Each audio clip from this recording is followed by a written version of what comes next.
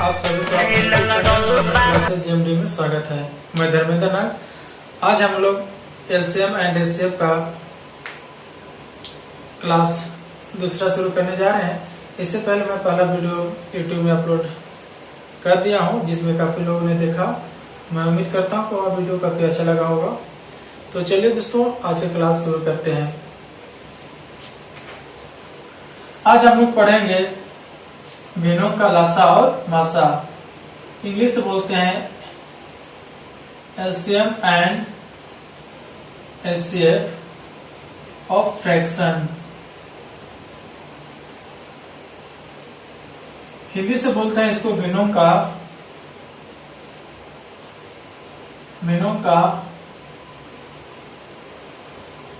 लासा और मासा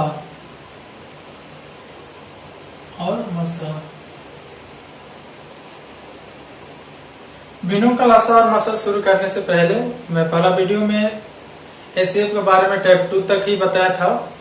तो आज हम लोग टाइप 3 देख लेते हैं। उसके बाद हम लोग पढ़ेंगे कि भिन्नों का लासा और मासा। ठीक है, हम लोग देखते हैं टाइप 3। टाइप 3 किसका लेंगे हम लोग? एचसीएफ का टाइप 3। ठीक है, हिंदी से बोलते हैं इसको मासा। एग्जाम्पल के द्वारा समझता हूं। टाइप 3 में क्या बोलता है कि अगर दिए गए संख्याओं का आधार एक समान है तो जिसका घात सबसे कम होगा वही मासा कहलाएगा। ठीक है, इस एग्जाम्पल के द्वारा समझते हैं इसको।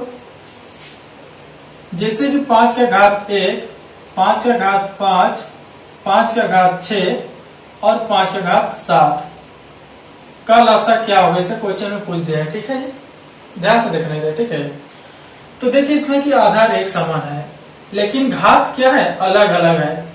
तो एचसीएफ का रूल क्या है, जबकि अगर घात एक समान दिया गया है तो जिसका घात सबसे कम होता है वही क्या कहलाता है, मासा। तो अभी सबसे कम किसका घात है? 5 का घात 1। ये हम लोग क्या हो गया, आंसर। तो 1 सेकंड में बन गया दोस्तों। ठीक है, बहुत ऐसे क्या करते हैं कि बहुत स्टूडेंट लोग जैसे घात दे दिया आपको, लोग मेथड से कैसे बनाता है कि 5 का घात 1 दे दिया है तो 5 को गुना कर लेंगे एक बार, तो 5 का 5, फिर 5 का घात 5 दिया है तो 5 को 5 बार गुना करने लग जाते हैं। ऐसा मेथड से बनाते जाएगा तो 1 घंटा से अधिक भी समय लग जाएगा। ठीक है, तो हम लोग कुछ नया सीखेंगे, ट्रिक के साथ सीखेंगे। ठीक है, चलिए हम लोग आगे की ओर बढ़ते हैं। एग्जाम्पल नंबर दूसरा।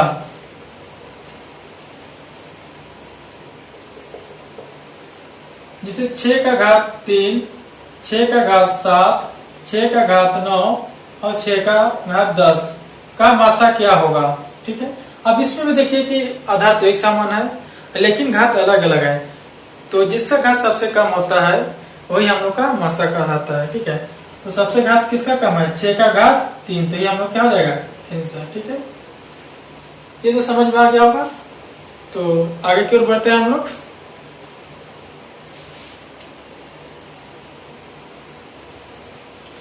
एग्जाम्पल नंबर तीसरा। जैसे 3 का घात -1, 3 का घात -6, 3 का घात -8, 3 का घात -9 का एचसीएफ क्या होगा, ऐसा क्वेश्चन में पूछ दिया। ठीक है, तो इसमें भी गौर कीजिए कि आधार तो एक समान है लेकिन घात क्या है, अलग अलग है। तो इसका रूल क्या है कि अगर घात घात अलग अलग है और आधार एक समान है तो जिसका घात सबसे कम होता है वही क्या कहलाता है, मासा। तो 3 का घात -9 सबसे कम है तो ये हम लोग क्या हो जाएगा, आंसर। इसी को बोलते हैं हम लोग मासा। ठीक है, कभी भी एग्जाम में कंपटीशन की तैयारी कर रहे हैं तो लोग मेथड में मत जाइएगा क्योंकि काफी टाइम लगेगा। ठीक है, और अब जहाँ से 10 क्वेश्चन बनाने वाले थे और सारा क्वेश्चन जान भी रहे हैं तो ऐसे 1 या 2 क्वेश्चन ही बना पाइएगा। ठीक है, क्योंकि अगर ये भी क्वेश्चन का अगर बनाने अगर चाहिएगा तो बना सकते हैं। जिससे 3 के घात -1 है, इसको लिख सकते हैं 1/3। ठीक है, फिर 3 का घात -6 है। ठीक है, तो इसको हम लोग लिख सकते हैं 1/3 के घात 6। अब ऐसा बनाते जाएगा और लोग मेथड से, तो इसका भी कम से कम आप लोग को 10 से 15 मिनट लग जाएगा बनाने में। लेकिन अगर आप लोग को रूल पता है तो इसको आंसर 1 या 2 सेकंड में निकल जाता है। ठीक है, चलिए हम लोग आगे की ओर बढ़ते हैं।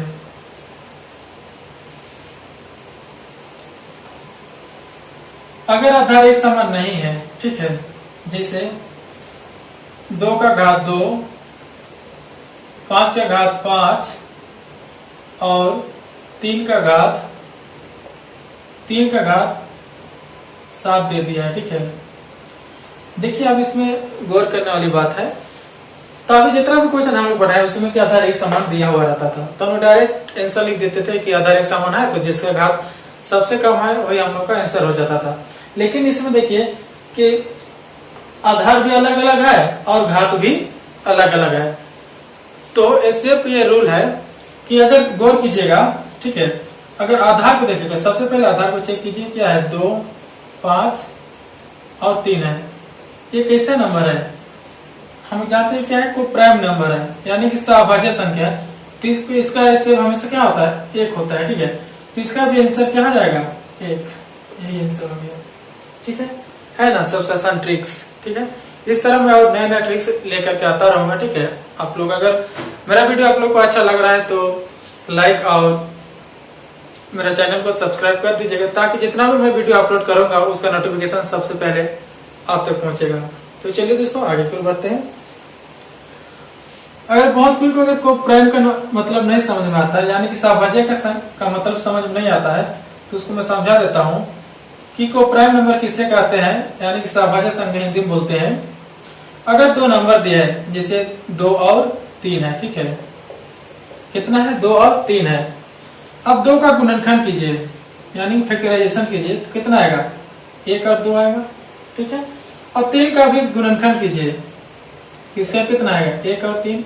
अब देखिए 2 का गुणनखंड और 3 का गुणनखंड में कौन सा ऐसा नंबर है जो दोनों में मिल रहा है, क्या मिल रहा है, 1। तो ये हमें क्या हो जाएगा, इससे कभी भी अगर कोई प्राइम नंबर दिया है, जैसे अगर बोल दिया क्वेश्चन में कि 2 और 13 का एचसीएफ कितना होगा, तो इसका भी आंसर 1 होगा, क्योंकि दोनों का अगर फैक्टराइजेशन कीजिएगा तो इसका एक ही नंबर मिलेगा, क्या, एक नंबर मिलेगा जो दोनों में कॉमन होगा। अगर फिर से ऐसा क्वेश्चन दे दिया है कि जैसे 3 और 20 दे दिया, आप पूछ दिया कि इसका एचसीएफ क्या होगा, या तो जीसीडी क्या होगा, तो इसका भी एचसीएफ क्या होगा, 1 होगा, क्योंकि इसका जब फैक्टराइजेशन कीजिएगा तो दोनों में ही कॉमन 1 ही मिलेगा, ठीक है। तो ये भी समझ में आ गया होगा कि आधार एक समान नहीं है और घात भी एक समान नहीं है। अगर दी गई संख्याओं का आधार या तो घात को प्राइम नंबर है तो उसका आंसर हमेशा क्या होगा, 1 होगा। ये हम लोग का टाइप 3 था एचसीएफ का। आज हम लोग पढ़ेंगे भिन्नों का लासा और मस्सा, इंग्लिश से बोलते हैं LCM and HCF of fraction, ठीक है। इसका भी हम लोग ट्रिक से बनाएंगे, 1 या 2 सेकंड में आंसर बन जाएगा, ठीक है।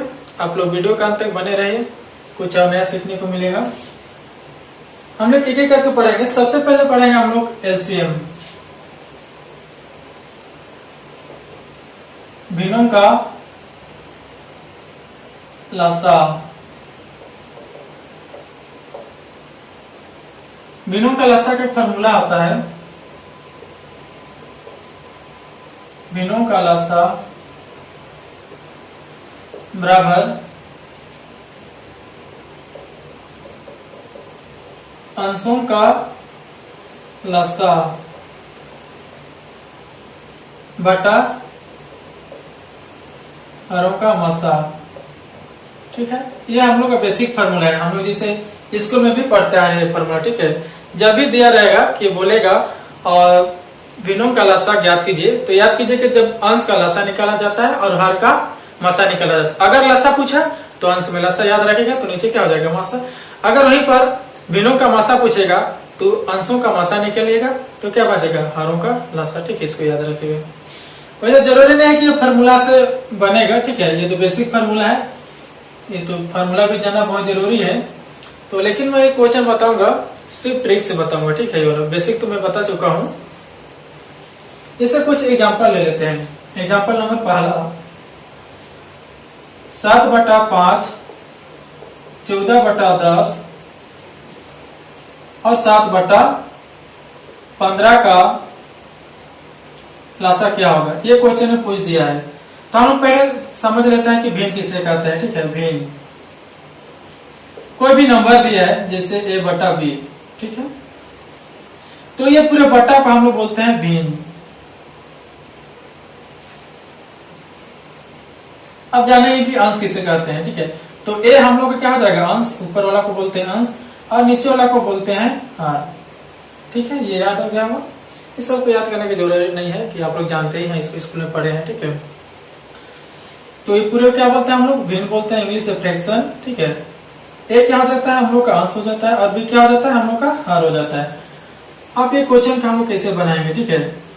तो अंशों का लसा बटा क्या होता है हारों का मसा। तो हम लोग दिया है 7, 14 और 7, ये हम लोग का अंश है, ठीक है। तो अंशों का क्या निकाला जाता है, लसा। तो मैं लसा निकालने का ट्रिक्स बता चुका हूँ पहला वीडियो में। तो जिसने भी पहला वीडियो नहीं देखा है वो सबसे पहले पहला वीडियो देख ले, ताकि ये जो क्वेश्चन बता रहा हूँ अच्छा से समझ में आ जाएगा। तो इसका आंसर क्या होगा, अब देखिए लसा निकालने का रूल क्या है, सबसे बड़ी संख्या को देखते हैं। सबसे बड़ी संख्या कौन है, 14 है, 14 को लिख दीजिए। अब देखिए ये सभी संख्या अंश का ये 14 को पूर्णतः विभाजित कर रहा है। देखिए 7 के पढ़ा में भी 14 आता है, 14 के पढ़ा में भी 7 आता है, 14 आता है और 7 के पढ़ा में भी क्या आता है 14। तो ये पूर्णतः विभाजित कर रहा है, ठीक है। 14 को बटा है तो बटा लिख दीजिए। अब 5, 10 और 15 का मासा क्या होगा। अब देखिए सबसे छोटी संख्या मासा में हम क्या देखते हैं, सबसे छोटी संख्या। सबसे छोटी संख्या कितना है 5, तो 5 को लिख दीजिए। अब चेक कीजिए क्या ये 5 सभी संख्याओं को पूर्णतः विभाजित कर रहा है हारों का। देखिए 5 के पढ़ा में भी 5 आता है, 5 का पढ़ा में भी 10 आता है और 5 के पढ़ा में कितना आता है 15। तो हम लोग का भिन्नों का लसा कितना हो जाएगा 14/15। इसका आंसर हो गया 1 मिनट में, ठीक है। थोड़ा सा लगा 1-2 सेकंड में बन गया। अगर इसको हम लोग लॉन्ग मेथड से बनाना चाहते हैं स्कूल वाला में, जैसे आप लोग पढ़े होंगे, तो क्या करते हैं पहले 7 हुआ, 14 हुआ, 7 हुआ, इसको लसा निकालना लग जाता है भाग विधि द्वारा, ठीक है। तो ये टाइम ज्यादा लेता है, कम से कम बनाएंगे क्वेश्चन को तो 5 से 10 मिनट टाइम लेगा ही लेगा, ठीक है। तो ये ट्रिक में समझ में आ गया होगा। तो हम लोग आगे क्यों बढ़ते हैं और एग्जाम्पल देखते हैं। एग्जाम्पल नंबर दूसरा, जैसे कि 4/3, 8/5 और 6/7 दिया और पूछ दिया कि इसका लसा क्या होगा। और गौर कीजिएगा क्वेश्चन में कभी कभार लसा ना लेकर के, सॉरी मसा की जगह एचसीएफ भी लिख सकता है, एचसीएफ की जगह जीसीडी भी लिख सकता है, ठीक है। लेकिन सबका मतलब क्या होता है, एक ही होता है, इसको याद रखिएगा। अब पूछा है अभी क्वेश्चन कि 4/3, 8/5 और 6/7 का मसा क्या होगा, यानी कि एचसीएफ क्या होगा। तो हम लोग देखते हैं पहले अंशों का लसा निकालते हैं। 4, 8 और 6 का लसा निकालेंगे तो सबसे पहले हम क्या जानते हैं, बड़ी संख्या को लिखते हैं। सबसे बड़ी संख्या कितना है 8। अब चेक कीजिए क्या 8 ये बाकी सभी संख्याओं को पूर्णतः विभाजित कर रहा है 8 को। देखते हैं 4 तो आता है 8 का पढ़ा में और 8 का पढ़ा में भी 8 आता है, लेकिन 6 का पढ़ा में 8 नहीं आता है। तो हम लोग का क्या करेंगे, एक बार 2 से गुना करके देखिए, 8 दूनी कितना हुआ 16। अब 16 को चेक कीजिए कि क्या ये सब तीनों संख्या अंशों का ये इसको पूर्णतः विभाजित कर रहा है। 4 कर रहा है और 8 कर रहा है, लेकिन 6 नहीं कर रहा है। तो ऐसा बढ़ते जाइए, फिर 3 से कीजिए तो 8 के कितना आ रहा है 24। देखिए 24 से बहुत छोटी संख्या है, जो 6 भी इसको पूर्णतः विभाजित कर रहा है, 8 भी पूर्णतः विभाजित कर रहा है और 4 भी पूर्णतः विभाजित कर रहा है। तो हम लोग का अंशों का लसा कितना निकला 24। कितना निकला 24। 24 को लिख दीजिए, ठीक है। बटा है तो बटा लिख दीजिए। अब क्या बोल रहा है कि हारों का मसा।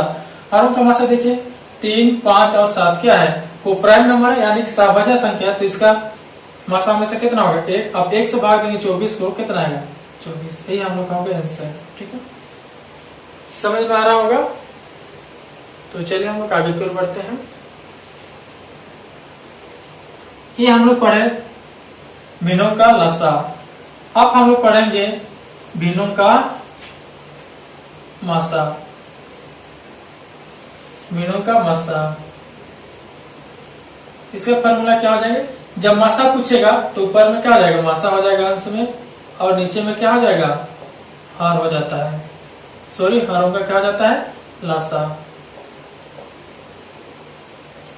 ये बेसिक फार्मूला है, याद करते हैं फार्मूला को। भिन्नों का जब मसा पूछेगा तो अंशों का मसा ज्ञात कीजिएगा और हारों का लसा। यानी कि जिसके बारे में पूछ रहे हैं निकालने तो हमेशा ऊपर में याद रखिएगा तो क्या होता है मसा होता है। अगर मसा के बारे में पूछ रहा है तो मसा होगा, लसा के बारे में पूछ रहा है तो लसा होगा।